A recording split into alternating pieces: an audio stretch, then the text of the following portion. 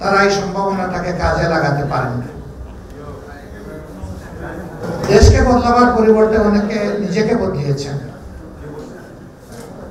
রাজনীতির স্লোগানটা যদি সত্যি এমন হয়ে থাকে যে আমার চেয়ে দল বড়, দলের চেয়ে দেশ বড়, তাহলে দেশেরটাই বড় করে দেখার কথা ছিল।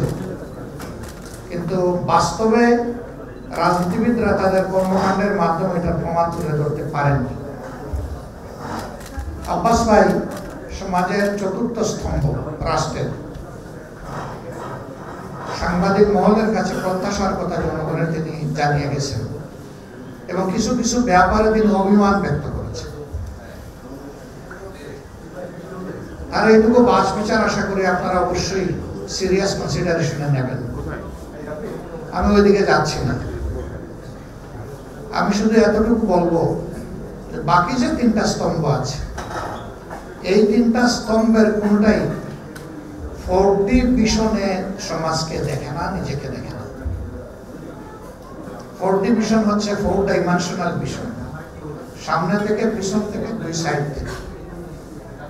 সোসাইটির দুই ধরনের স্টেক হোল্ডাররা এটা দেখেন। একটা অবভিয়াসলি সাংবাদিকরা দেখেন, আর একটা রাজনীতিবিদরা দেখেন। এই দুইটা জায়গায় যদি স্বচ্ছতা এবং ভালো বোঝাপড়া থাকে, একটা সমাজ সামনের দিকে এগিয়ে যায়। কিন্তু এই দুই জায়গার যে কোনো এক জায়গায় স্বচ্ছতার যদি ঘাটতি হয়, এই সমাজ কুড়িয়ে কুড়িয়ে সামনের দিকে যায়, হামাগুড়ি দিয়ে যায়, দৌড়ে সামনের দিকে তার গন্তব্যের দিকে যেতে পারে না। বাংলাদেশের অবস্থা বাস্তবে এটি হয়েছে। এই অবস্থায় রাজনীতিবিদদের অবশ্যই আত্মসমালোচনার প্রয়োজন। তার পাশাপাশি গণমাধ্যমে যারা আছেন তাদেরও বুক টান করে দাঁড়ানো দরকার। বিচারপতি মাহবুব মোর্শেদ তিনি একটা ইতিহাস রচনা করে গিয়েছিলেন। তিনি স্বৈরাচারী আইয়ুবের কথা এবং ইনস্ট্রাকশন শুনেন নাই। এই জন্য ইতিহাসে একজনই মাহবুব মোর্শেদ রিকগনিশন পেয়েছেন।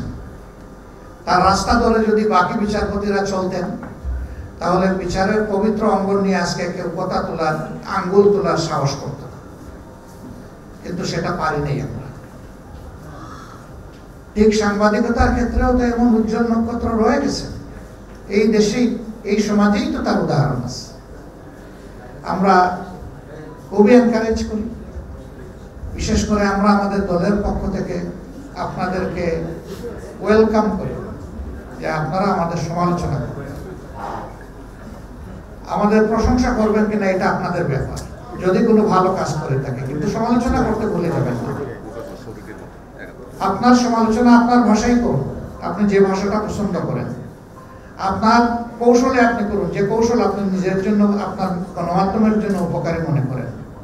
তবে সব কিছুর ঊর্ধ্বে আমরা যেন দেশের স্বার্থটাকে বিবেচনায় রাখি।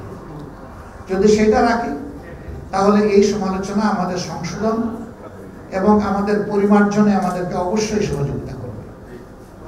আমরা সেটাই চাই।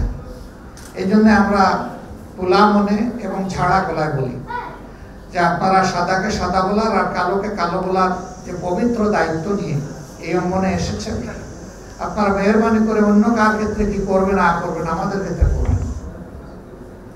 আমরা ভুলের ঊর্ধ্বে নই। ব্যক্তি কিংবা সমষ্টি, ব্যক্তি কিংবা দল কেউ দাবি করতে পারবে না যে আমরা ভুলের ঊর্ধ্বে। আমাদেরও ভুল হয়। আপনারা যদি দর্পণ হয়ে থাকেন, তাহলে আপনাদের কাছেই তো ভুল আমাদের ধরা পড়বে। এই জন্য আমরা আমাদের ব্যাপারটা আপনাদেরকে বিশেষভাবে অনুরোধ করে গেলাম এবং এটি সকলের ক্ষেত্রেই প্রযোজ্য হওয়া উচিত। সংবাদপত্রের দুটি দিক থাকে, একটা নিউজ আর একটা ভিউজ।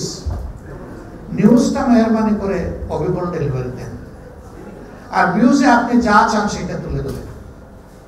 আপনারটা যে পছন্দ করবে সে কবুল করবে, যে পছন্দ করবে না সে গ্রহণ করবে না। কিন্তু নিউজের ক্ষেত্রে যদি এটা কোনো ক্ষেত্রে পরিবর্তন হয়ে যায়, তাহলে সেন্স পরিবর্তন হয়ে গিয়ে যিনি কথাটা বলেছেন তারপরে আসলে সুবিচার হয় না।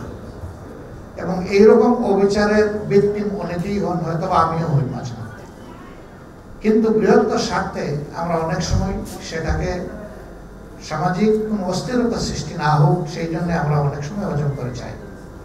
তবে হ্যাঁ, এটাও ঠিক আমি একেবারে ডেসপারেটলি বলবো যে আপনারা শুধু আমাদের মন্দ দিক তুলে ধরেন না, আমাদের ভালো দিকগুলো তুলে ধরেন। আমরা দুইটাই চাই যে প্যারালাল, পাশাপাশি সমান্তরাল সামনে এসে যাক। তাহলে ভালোটা দেখে যারা ভালো কিছু করতে চায় তারা উদ্বুদ্ধ হবে, আর খারাপটার পরিণতি দেখে যারা ওই রকম চিন্তা করে তারা সতর্ক হবে। এই উদ্বুদ্ধ হওয়া এবং সতর্ক হওয়ার মধ্য দিয়ে যে সমাজ বিল্ড আপ হবে, সেই সমাজটা সত্যি একটা ভালো সমাজ হবে। আমরা একটা মানবিক সমাজ দেখতে চাই। সেই 47, 52, 71, 24 এবং তার মাঝে আরো ছোট অনেকগুলো অধ্যায় বাংলাদেশকে অবজার্ভ করতে হয়েছে, উইটনেস করতে হয়েছে। এই সমস্ত জায়গায় দেশের জন্য, জাতির জন্য যারা ত্যাগ স্বীকার করেছেন, জীবন দিয়েছেন, আমরা সকলের প্রতি গভীর শ্রদ্ধা জ্ঞাপন করছি এবং আমরা দোয়া করি আল্লাহ তাদেরকে শহীদ হিসেবে কবুল করুন। যে মেয়েটা গতকালকে সবাইকে কাঁদিয়ে চলে গেল, আব্বাস ভাই বলেছেন এরকম আরো বহু হৃদয় বিদারক ঘটনা ঘটে। আমি ব্যক্তি হিসাবে দেখেছি, পড়েছি, জেনেছি, বুঝেছি, চেষ্টা করেছি, সবগুলো না হলেও কিছু কিছু। কিন্তু আমার মনে হয়েছে এরকম নৃশংস পাশবিক ঘটনা সম্ভবত আমার মেমোরিতে আসে না। ঠান্ডা মাথায় আপনজন, যেখানে সে গিয়েছিল ছোট্ট শিশুটি মনের খুশিতে কিছু সময় কাটাবে, সেই জায়গায় তার আপনজন তাকে যেভাবে ধারালো অস্ত্র দিয়ে তার সব কিছুকে ছিঁড়ে ফিড়ে খান খান করে দিয়েছে, এমন নৃশংস ঘটনা আমি শুনি নাই। আমরা দোয়া করি এই মেয়েটাকে আল্লাহ তাআলা জান্নাতের একটা পাখি হিসাবে কবুল করুন এবং তার আপনজনকে আল্লাহ তাআলা প্রশান্তি দান করুন। সারা দেশবাসী কষ্ট পেয়েছে, সারা দেশবাসীকে এখান থেকে শিক্ষা নিয়ে আগামীতে এই ধরনের অপকর্মের বিরুদ্ধে সোচ্চার হওয়ার এবং